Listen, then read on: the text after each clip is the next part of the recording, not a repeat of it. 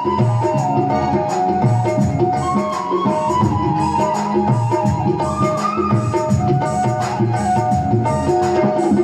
महाराज गजेंद्र उस ग्रह के पंजे में फंसा हुआ, उसके मुख में फंसा हुआ गजेंद्र भगवान को पुकार रहा है और कह रहा है,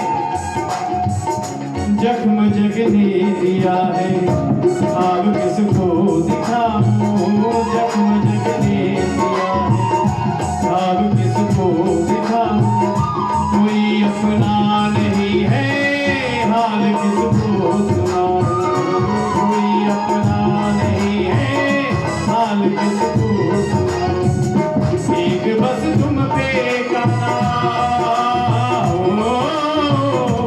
एक बस तुम पे काना जोड़ चलना है मेरा, आसरा एक तेरा एक तेरा सहारा, आसरा एक तेरा एक तेरा सहारा, सुन ले फरियाद मेरी, ओ सुन ले फरियाद मेरी, मैंने तुमको पुकारा, आसरा एक तेरा एक तेरा सहारा।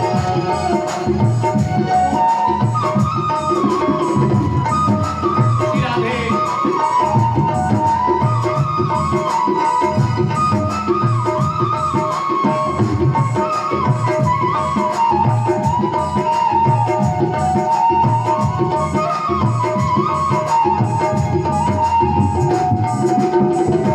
आँधियाँ चल रही हैं,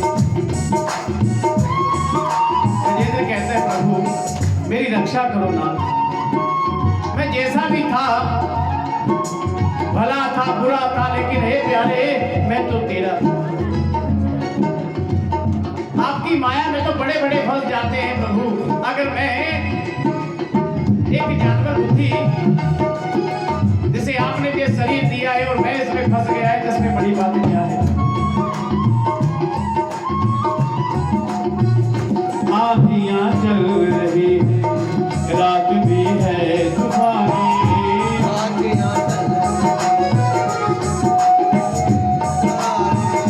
बड़ा गहरा भंवर है और गलती है पुरानी,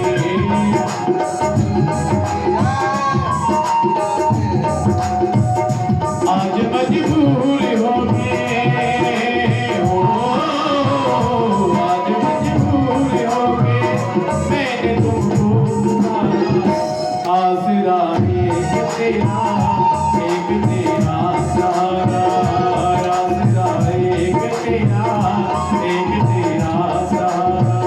श्री राधे।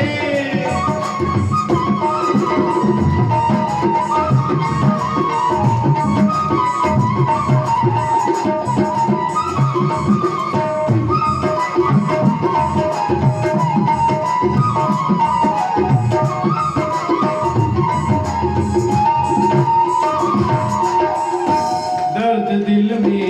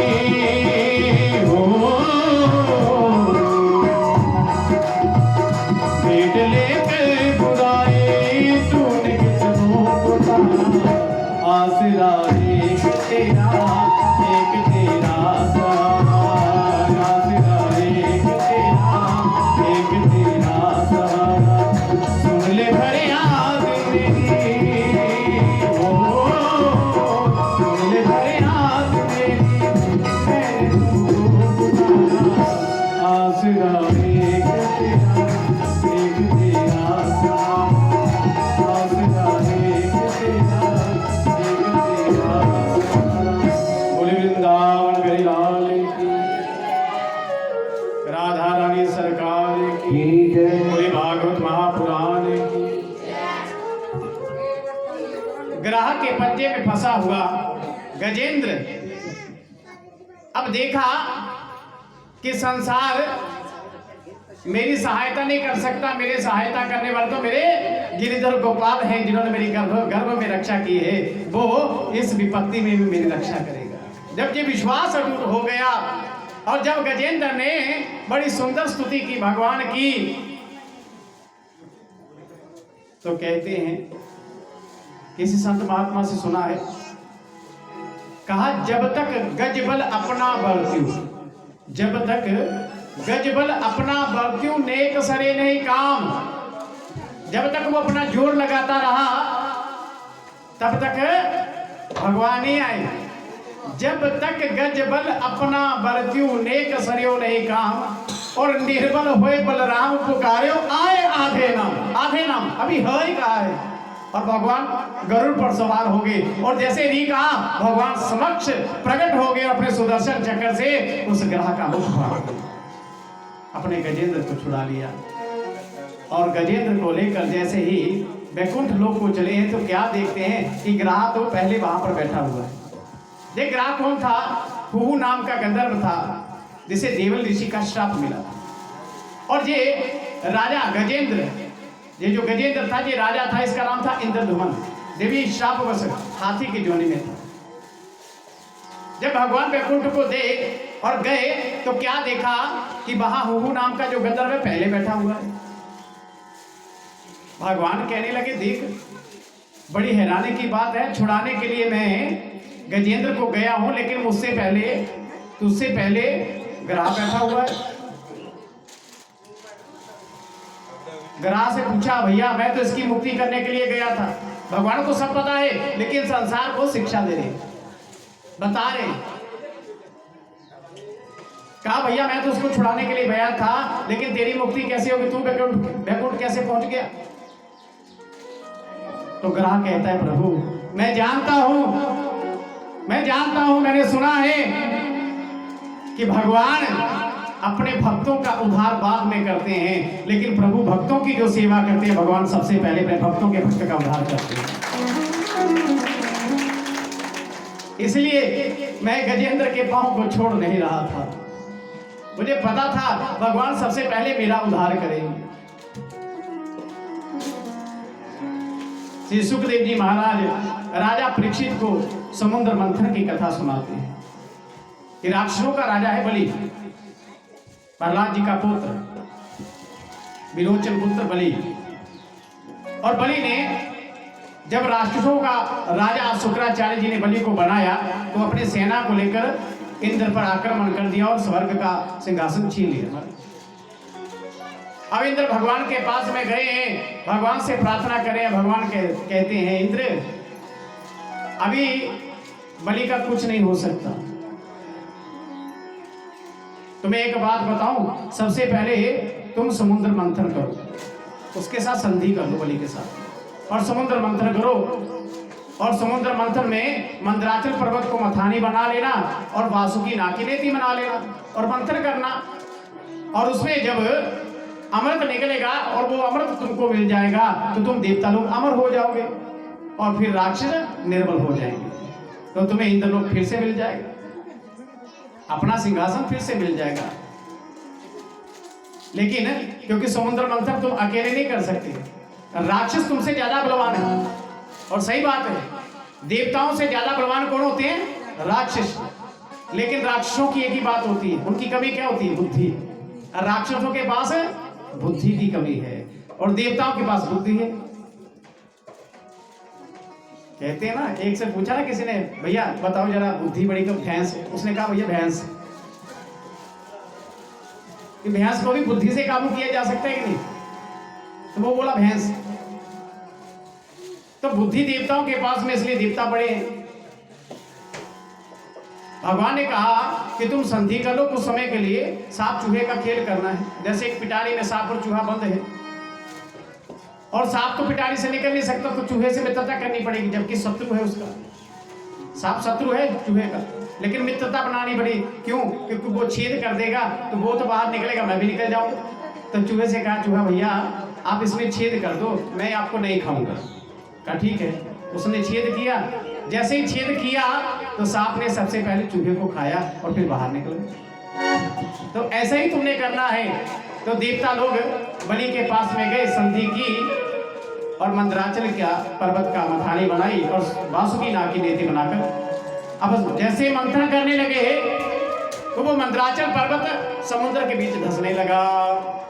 तब भगवान ने अपने भक्तों के लिए जहाँ कच्छप रूप धारण किया है और मंदराचल पर्वत को अपनी पीठ पर धारण कर लिया। मंदराचल पर्वत, और जब पीठ पर चलने लगा तो मानो भगवान को बड़ी सुकून सा महसूस हो रहा है, मानो वो मंदराचल पर्वत की से अपनी खुजलाहट को मिटा रहे हैं। सभी देवता लोग मंथन तो करे हैं, लेकिन देवताओं का ध्यान भगवान की तरफ है कि भगवान हमारे लिए कच्छप बने हुए हैं, हमारे लिए कितनी पीड़ा सहन कर रहे हैं। लेकिन वो राक्षसों का ध्यान सिर्फ अमृत पर है।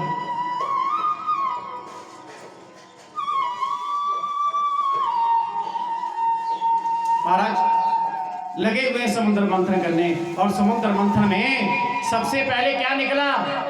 विष। हलाहल नाम का विष निकला, और विष से जब सबको आघात होने लगा तब देवताओं ने भगवान शंकर जी से प्रार्थना की, हे शंकर, हे प्रभु आइए। और भोले बाबा अपने बच्चों की रक्षा करने के लिए उस हलाहल विष को ग्रहण करने के लिए आते। भोले बाबा जानते थे कि ये विष इतना घातक है कि अगर मेरे हृदय से नीचे गया तो राम जी, क्योंकि मेरे हृदय में तो राम का निवास है, राम जी को कोई कष्ट ना हो, इसलिए उस विष को अपने कंठ तक ही धारण किया, कंठ से नीचे नहीं जाने दिया। और भगवान शंकर का जहां पर नाम हुआ नीलकंठ। बोली नीलकंठ भगवान की। भगवान ने संसार को संदेश दिया है कि घर के जो बुजुर्ग हैं, घर के जो बड़े हैं, अगर जे जीवन में सुख चाहते हैं, मन में सोचते हैं कि अब हमें जीवन में सुख चाहिए, तो ध्यान से सुनिएगा मेरी माता जी, बातें बाद में भी होगी, कष्ट में, कथा में आप डिस्टर्ब ना कीजिए, कष्ट होता है। जो आता है आराम से माथा टेकिए और पीछे बैठ जाइए। भगवान शंकर जी ने संदेश दिया संसार वालों को कि जो संसार के बड़े बुजुर्ग हैं, अगर वो चाहते हैं सुख चाहिए तो उन्हें अपमान रूपी घर से जो विष मिलता है उसे पी लेना चाहिए चुपचाप। किसी ने क्या कह दिया उसका जरा भी बुरा नहीं मानना चाहिए। और सबसे बड़ी बात है अपने स्वाद को त्याग देना चाहिए बुजुर्गों को, कि बहू ने बना दी कोई सब्जी, नमक नहीं डाला तो कह दिया तेने तो सब्जी नहीं बना दी, जा माँ प्यो ने जांच ही नहीं दसी, नमक ही नहीं पाएगा, चलो जी होगी लड़ाई। तो भगवान ने संदेश दिया है कि जो बड़े हैं उनको छोटों से सुख प्राप्त करना है, छोटों की रक्षा के लिए विष जो है, जो मुसीबत रूपी है, जो अपमान रूपी जहर है, उसको पी लेना चाहिए। शंकर जी ने पी लिया तो महाराज उसके बाद में फिर समुद्र मंथन हुआ। अब इस विष का अर्थ क्या था महाराज?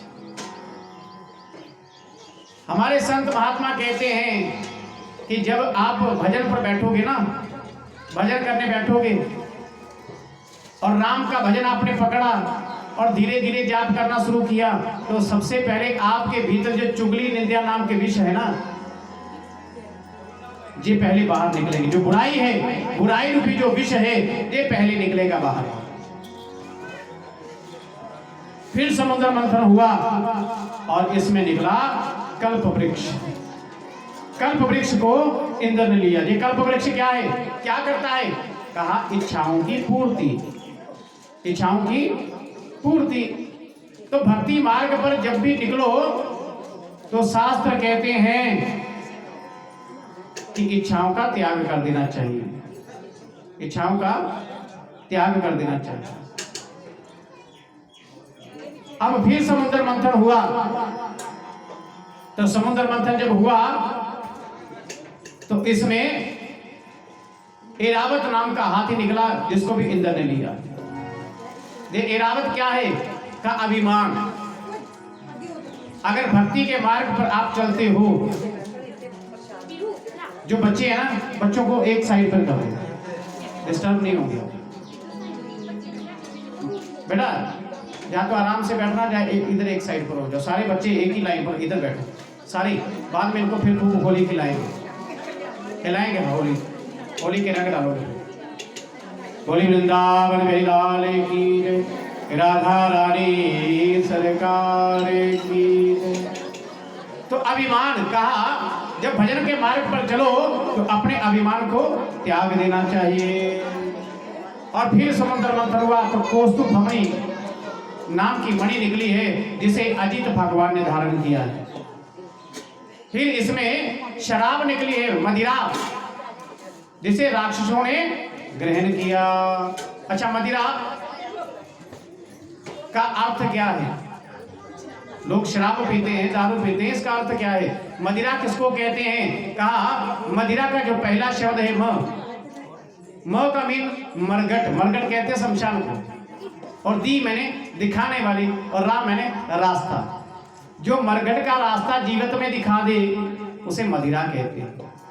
और शराब का मतलब है श मैंने 100%, रा मैंने राक्षस, और वो मैंने बनाने वाले, है ना, 100% राक्षस बनाने वाले। कि पीने के बाद जब इंसान राक्षस बन जाए तो सही बात है। जब इंसान पी लेता है उसको फिर अपना चेत नहीं रहता, अपनी होश नहीं रहती कि मैं क्या हूं। उसे शराबी इंसान को अपने सामने बैठी मां भी दिखती नहीं उस समय, ऐसा हाल हो जाता। किसी ने बड़ा सुंदर कहा है, कहा कि जो हफीम है, हफीम का जो नशा करता है, कहा हफीम मांगे बादाम पिस्ता, हफीम मांगे बादाम पिस्ता, और भांग मांगे घी, शराब मांगे जूता चप्पल, जो चाहे सो पी। तो अगर दारू पी तो उसके बाद जूता चप्पल नहीं पी, जूता चप्पल चला ही नहीं तो पीने का क्या फायदा हमारा, है ना। तो पीने के बाद जूता चप्पल भी चलना चाहिए, तभी तो पता चलेगा किसने दारू पी। मदिरा राक्षसों ने ली, ये राक्षसों का आहार है, मानव का आहार नहीं है जीवन। उसके बाद उच्चवा नाम का घोड़ा निकला है, इसे राजा बलि ने लिया है। फिर चंद्रमा की उत्पत्ति भी जहां से हुई है, लक्ष्मी भी समुद्र मंथन से निकली। और शिव महापुराण की कथा कहती है कि समुद्र में लक्ष्मी की एक बहन निकली थी, शायद आपने पहले सुना नहीं होगा। ये लक्ष्मी की बहन कौन थी पता है? झाड़ू, जैसे आप सफाई करने के बाद फेंक देते हो। लक्ष्मी ने इसको वरदान दिया हुआ अपनी बहन को कि मैं उसी घर में निवास करूंगी जहां तेरे द्वारा सफाई होगी। जहां कूड़ा करण पड़ा हो ना, घर में गंदगी पड़ी हो, तो वहां लक्ष्मी नहीं आती महाराज। झाड़ू लक्ष्मी की बहन है, और जब इसके द्वारा सफाई हो जाती है तभी लक्ष्मी का प्रवेश होता है। और शास्त्र कहते हैं कि झाड़ू को हमेशा दक्षिण दिशा की ओर रखना चाहिए, और इस पर किसी बाहर वाले की दृष्टि भी नहीं पड़नी चाहिए। सफाई करने के बाद दक्षिण दिशा में छुपा कर रखना चाहिए। और लक्ष्मी का एक भाई भी है, और भाई पता क्या है? तुलसीदास जी ने इसको बड़ी सुंदर चौपाई में लिखा है कि भक्तिहीन नर सोबत कैसे, भक्तिहीन नर सोबत कैसे, लवन बिना बहु व्यंजन जैसे, लवन बिना बहु व्यंजन जैसे,